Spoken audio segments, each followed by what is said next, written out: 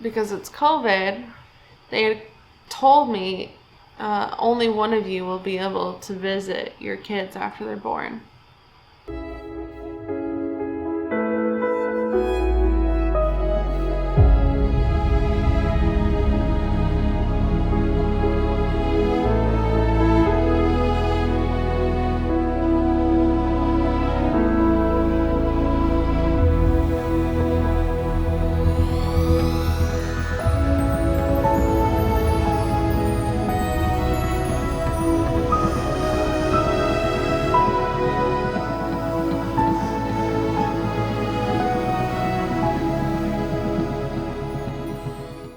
Hello, Cruise Crew.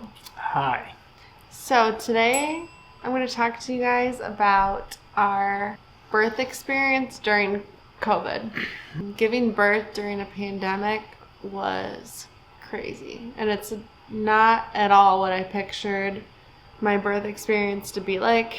Now you can say that you did it, and you can talk about it, and Yeah. this is something that's gonna go for in history. You know, like you're gonna be looking back at this and be like, how did I do this? Yeah. Like, how did I went through my whole pregnancy through a pandemic? You know, COVID's still going on, so I'm hoping that this can, maybe help some other moms that might be going through the same thing. When I was pregnant and I was Googling COVID births, COVID birth stories, just trying to get an idea of what to expect, So I'm going to start off with just like my pregnancy with the triplets. If we're going off of like when I first found out I was pregnant, I had no idea it was triplets. So I started gaining weight like crazy, and I was texting my friends like, what is going on? Why am I gaining weight so fast? Like I had gained like maybe 12 pounds in the first like 4 weeks, and I was freaking out that I was going to gain weight that fast my entire pregnancy. Well, fast forward another week, we had gone to my friend's party. I was spotting. We thought that I was having a miscarriage. We went to the ER, and That was scary. That was one of the scariest moments ever, because like we were so happy about having a baby, and then as soon as we saw all the spottings, and we got really scared. It's just you get so emotional, and you start getting ready to be a parent, and then like something like that, you think it's gonna happen, and then like it's just all the great ideas and all the excitement, it goes to like, oh my god, we're gonna lose a baby. Yeah, so we thought we were having a miscarriage. We went to the hospital, and we had an ultrasound, and then the doctor came in and was like, do you guys have any kids? We were like, no. Why? And he's like, we're about to have 3. And we're like, what? Yeah. Like, you're joking. Like, seriously thought he was joking. He's like, no, you're having triplets. And we're like, what? Because I was like really excited, really worried, and really scared, because I'm like, how in the hell I'm gonna take care of 3 babies? Every day I wake up in the morning, I ask myself, and I ask Jessica, are we really parents of like triplets? Because it's really hard to believe that she carried 3 babies inside her womb. I carried them for 9 months, and I still can't believe it. Exactly. Every day I'm like, dude, we have triplets. We really do have triplets. And like I said, we were talking about it, like, like everything goes like so quick. Pregnancy went like like a blink of an eye, and like everything's going. For both of us, if you look back at it, well, yeah. So about my pregnancy. So I first started out, I had, super like rapid weight gain. Didn't even think anything about like maybe having multiples. I was just like, shoot, I'm gaining a lot of weight. This sucks. So then like my main symptoms were just nausea. I had really bad nausea. I lived off of ginger ale and those saltine crackers until literally the day of my second trimester. I was like 12 weeks. And then the nausea went away. Just like that. And I was fine. It's crazy because like when I think about a pregnancy, it's like a person being really sick, throwing up all the time. But Jessica, she never threw up. It was close. Even when she was carrying triplets, like I feel like she did so well through the whole process that it's just hard to believe. That's why I asked myself, do we have triplets? Because you just went the story is crazy, but for me it's like she did so well that I'm glad you think so. Yeah, I think you did great. I'm glad you think so. So let me tell you what really happened. After that, I was fine, right? And I'm a nurse, so I'm working like 12 hours a day, and I'm working 44 hours a week some weeks. I'm working in the NICU, so we have the isolates for the babies and stuff. Every week I'm getting to the point where like my arms can't even reach inside the isolates because I'm so far away because my stomach is so big. So at 25 weeks, I decided to go on maternity leave because I was so uncomfortable. My back hurt 24/7 just from like so much weight in my stomach.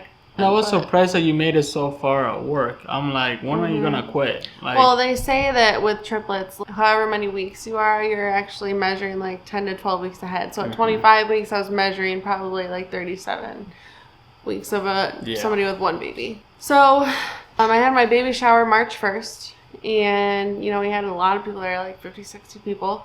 And then the following week after that, like March 10th, I think, I went off maternity leave. And then the following week is when COVID hit the U.S. So it was really good timing to go off work maternity leave because I was already at home, which I probably would have went off anyways. Yeah. Even if I wasn't on maternity leave, just because of like the risk and the babies, and we really didn't know anything about it at that point. So March 20th, I ended up going to the hospital. So I was probably like 26 weeks at this point. Yeah. I went because I was having Braxton Hicks contractions. They were getting more frequent, and they told me basically that I was dehydrated, to drink more water. They gave me some boluses, and then I think I was there for like 24 hours. They sent me home. I was home until April 1st, so I was 27 weeks, 5 days. Went back to the hospital because I was having contractions like every 3 to 5 minutes. They were lasting like 1 to 2 minutes. I went to the hospital, and I was actually dilated to a 3 already, and we thought basically that we were gonna have the babies at that point. That's scary. Yeah, because really scary because they were not ready. Like no. She wasn't ready. I wasn't ready. Like you get the babies. Were ready. They were not ready for sure. It's like 27 weeks. They weren't completely developed. I was going into labor. They didn't know if they were going to be able to stop it or not, but they gave me steroids to help in case the baby's lungs weren't developed. It would help them develop their lungs. They put me on a magnesium drip, which was terrible. I literally felt like I was having the flu. Like chills. I was super hot one minute, then cold the next minute. Yeah. Super tired. I remember they put all the baby monitors on me, and I had one monitor for each baby plus like the contraction monitor. So my entire stomach was full of just monitors. So many cables, so many things going on. Nurses coming in and out. It's like, well, they were in there 24/7 because you can't keep all those monitors on these little babies that are doing flips and rolling around. So basically they were in my room the entire time just trying to find this baby, trying to find that baby. This baby would come off, so they get that one on, and then baby A would come off, and they get that baby back on. Just constantly people in my room. I was on those monitors for 24 hours, so you can't move at all. I was on my back, just in one spot for 24 hours.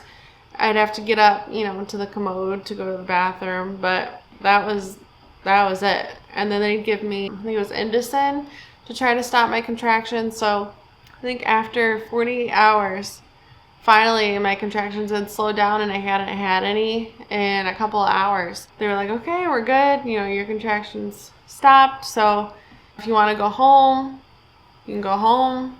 So they sent me home. I was dilated to a 3, and I was like, okay, I'll try it. Take it but easy, it was scary. And then we were like, how far from the hospital? Like 2 hours. 2 we hours. lived 2 hours from the hospital. I mean, so that was scary. Really scary. In case, something happened at home, we weren't super close. Yeah. So anyways, we go home, and we were home for maybe like 4 days maybe. Same thing happened again. Started having contractions. I had really bad back pain, cramps. So back to the hospital, and at that point I had dilated to a 4. They were like, well, we could send you home, but really it's up to you if you want to stay. And I was like, no, I'm gonna stay, because literally that night I heard the code alarm go off. Everyone's rushing. Like somebody in the room next to me had a prolapsed cord where the baby had come through, and the cord got clamped off. which can happen if you're dilated to a 4. And I was like, that is not happening at my house. Oh, thank you. So we decided to stay. We ended up staying in the hospital for almost 2 months, which was crazy now to look back and think about it, that we were there for that long. Yeah. Especially not being able to have visitors. Like I had him, and that was it. You know, it was FaceTime and texting and just trying to keep up with people over, you know, the phone for 2 months, not seeing anybody. It was hard. Yeah. She almost had the baby so many times. That was scary for me. I had to go to work too, so I had to leave the hospital in the morning, and then it's like, oh my God, I don't want to miss the birth of the kid. So, you know, I tried to rush and go back and forth to like be there, you know, for her, because she didn't have anybody to like talk to or like, you know. I binge watched a lot of Netflix and read a lot of books, basically. Yeah, and you know, looking back now, I think like it was good because we spent a lot of quality time together. Yeah, that's what she keeps saying. Like she's like, look at this quality time that we're getting now. Like we won't get this again after we have the kids. And how I always think like how different everything would have been without COVID. Family could have been there. My mom could have been there for their birth. My family, like my brother, could have been there. Like we had everything planned. People being there, helping, and then COVID showed up and everything went to like it just not the birth experience I imagined. Yeah, that was the most difficult thing. Like not even for me because in the hospital by yourself, you know. Yeah. For weeks. It's not even me because at least I got the time to go to work, like see the outside, be outside. She got to went outside like at least 3 times. 3 times. Yeah. In 2 months. Yeah, I feel like that was the hardest thing she did, and you know I'm really proud of her because she did it for the kids, and look at how good they're doing. You know, I feel like you did such a good thing, and then being there and taking care of yourself and taking care of the kids. Yeah, that was. I'm really proud of her and everything that she did, and how strong she was through the whole process and how positive she was, because she was like positive. She was like, oh my God, like everything's gonna be okay. Like I can do this. Every night that she has to go through putting those steroids in and trying to stop the birth. If I would have been me, oh my God, like that's why guys are not meant to be moms. Or like be pregnant. That's because I wouldn't even make it. Like I don't know how she did it, but she did it and she went through it, and good job. Really proud of her. So at this point, when I'm in the hospital, they're monitoring the babies every morning for 20 minutes. Everybody was doing fine every morning. Everybody's doing fine, and then because it's COVID, they had told me that only one of you will be able to visit your kids after they're born. And I was like, what? And they're like, yeah, there's only one visitor allowed in the NICU. And I'm like, yeah, but we're having triplets.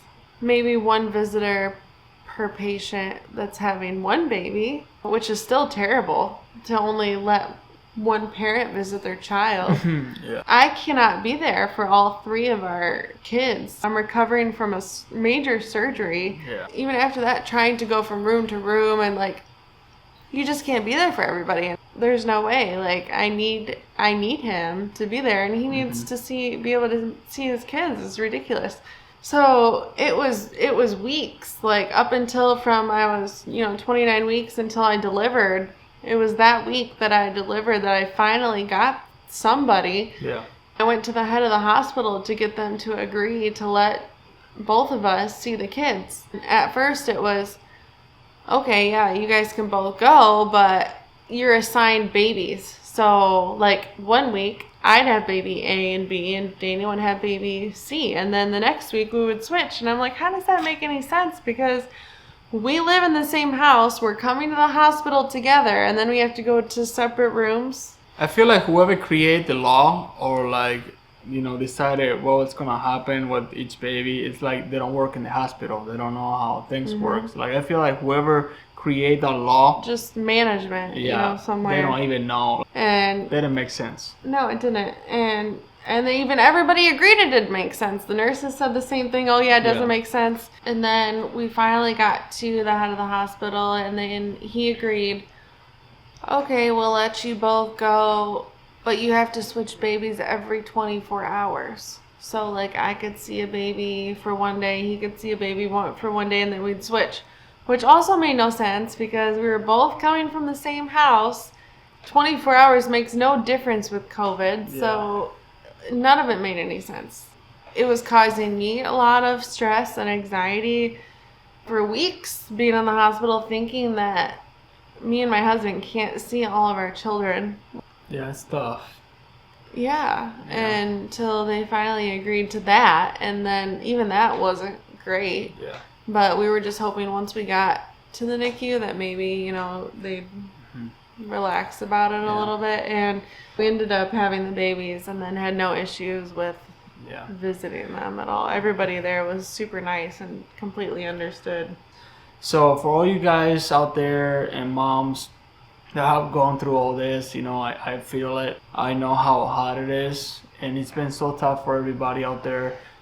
And whoever is going through it right now, I don't know how your hospital works and how the laws are there, but I feel you guys' pain, how you guys are going through everything right now, and how hard it is to go through this pandemic. That's how it is, having babies in a pandemic. It's like you're never ready for it. You never expect it. You never like this is like mind blowing for us. Did we have babies and through a whole pandemic, like a global pandemic? This was insane. It's like one of the things that you get to do once, maybe twice. I don't know. Depends on how many kids you have. Exactly. But yeah, I feel like after triplets, like, oh, we're done. Yeah. So at this point, every night after like 7 o'clock, I'd get contractions on the dot every night, and then be like every 5-10 minutes all night. Like I dreaded nighttime because I'd get contractions every night, and it was terrible. It was like I was going into labor every night for weeks. Once we got to our due date, I say because it was our surgery date, 34 weeks, 5 days. I was like, I literally cannot go another weekend because it was on a Thursday. And I was thinking maybe I can make it till 35 weeks on Monday, but I was like, no. Yeah. I was done. I'm just even surprised that you made it to the scheduled surgery. Oh, yeah. We had no intention of ever making it to our scheduled C-section day. Like so many times we thought we were going to. It's like no way. It was so many. 27 so many weeks, things happened. 29 weeks, 31 weeks. It's like no way. We were like, and she was so worried about it. She's like, look at all these moms making it to 34, 35 weeks. Like, how do they do it? And how they do it, and she did it. It's so many things that happened to her. The hospital stopped my labor 3 times. So I feel like, in talking about, thank you to the hospital, all the nurses, all the doctors, they made everything possible and bring those babies, really, really happy with everybody there. They did such an amazing job, and they help her a lot. So I'm really thankful for nurses and doctors. So we get to the day of the C-section. It's that morning. The anesthesiologist resident is telling me he's going to do a spinal epidural, all that, and I asked for the attending to do the anesthesia. I think he got offended by me too. But I just don't like I mean, he was the one that did it, right? He did end up doing it. He did a really good job. I give him that. But so it's the morning of the C-section. They take me to the pre-op. They take me to pre-op. And Daniel's there with me. Then they take me by myself back to the operating room while Daniel was in the waiting room, like getting his scrubs and stuff on. They do my epidural spinal, and the anesthesiologist kept poking me with a needle. Oh, can you feel this? Can you feel this? All the way up till it gets to my chest, and finally, he's up here, and I'm like, no. And so he's like, okay, we're at surgery level. All of a sudden I hear incision, and I'm like, are they cutting? Like, I don't even know what's going on. Nobody's telling me anything. Yeah. And Daniel's not there. And Yeah. I'm like, he's going to miss the birth. Hello, I need my husband. All of a sudden, you walk in And the I just middle say, like, of my C-section. Yeah, everything open, the table, blood everywhere. I'm like, okay, where is Jessica? So I went next to Jessica, but while I was waiting in the waiting room, I went to the bathroom like 20 times. Like, no joke. I was so like anxiety kicks in. Really like excited, and it's like all the emotions come out, and then it's like I'm asking the nurse, where's the bathroom? Like, I have to go to the bathroom, and then it's like, can you let me know if they come and get me, because I'm gonna be in the bathroom. Yeah, I will be in the bathroom, like, so I was going to the bathroom constantly, really like anxiety, like I was like going nuts. As soon as the nurse came and gave me, I was like, we walked in, and then I'm like, I wasn't expecting they cutting my wife.